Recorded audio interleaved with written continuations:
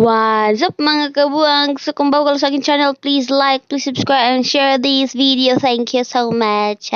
So ayan guys, for today's video, ayan kumuha tayo ng gulay sa ating garden.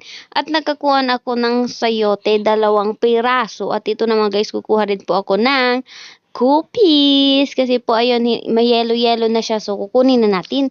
And kinuha ko na rin po yung papunta na siya sa yellow, yung green pa. Pero malapit na talaga siya mag-yellow at pwede nang i-harvest. At ang saya ko guys kasi nga nakaka-harvest na tayo dito sa ating panibagong garden natin. Sabi kong sarili ko, magbabalik lang ako sa pagbablog kapag meron na tayong mga gulay sa ating garden. And this is the right time guys. Kaya yan, nagbabalik na po ako sa pagbablog. And as you can see naman guys, marami na rin natanim ko bago ako nag-vlog, diba? Ayan. At ayun, marami pa rin dyan guys. And hindi pa po ako nakapag-harvest sa iba dyan, yung tahuri at saka yung maliit na kupi siya guys. Ibang variety.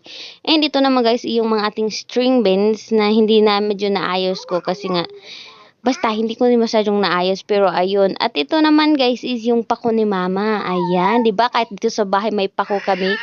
And, ayun, diba? Marami akong na-harvest for today's video. And, of course, at pag uwi ng bahay, guys, ayan, hinimay-himay ko na. Kung meron kayong maririnig na ibang boses, guys, is yung anak ko po. Hinahanap na yung kanyang papa.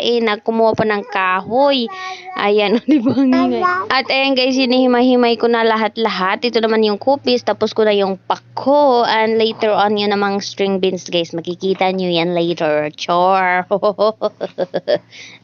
Ay na po yun. Ito naman is sinaslice ko na po yung sayote. At ito guys, di ba ang satisfying mag-slice ng sayote na naka fast forward ng awang ko na to, time lapse pala.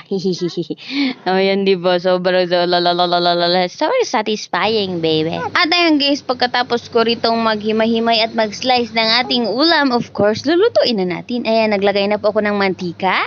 And then, mainit na ang mantika. Ilagay naman natin yung sibuyas. And wala po kaming ahos. Okay lang yun, guys. And naglagay na rin ako na tinapa or sardines. And nalagay ko na po, guys. And ayan, mix lang natin kasi yung sibuyas. And hintayin lang po natin siya. Parang nag-color orange siya, ganun, char. And lagay na natin yung ating sayote. At i-mix lang natin yan, guys, para yung tinapa ay pumunta sa ating sayote. Kahit ganyan lang po, masarap na po yan, I'm telling you. Pero, meron tayong ibang gulay, kaya ilalagay natin. And lagay na ako ng bitchin at isang basong tubig. At of course, later maglagay rin po ako ng asin. Ewan ko kung napakita ko sa inyo yung asin, parang hindi. Ay, nilagay ko pala, guys, na video ko pala. Lagay rin tayo ng konting asin. Ayan, konting asin lang yan, people of the Philippines. At ayan, kumukulo-kulo-kulo na siya. Wow, masarap na. Pero lalagay pa rin natin yung gulay na pako, string beans, at saka cookies. Diba? Sobrang sarap na niyan guys kasi maraming tawag ng gulay, diba? At tinapa pa yung kanyang sagol. Mix pala. Ewan ko.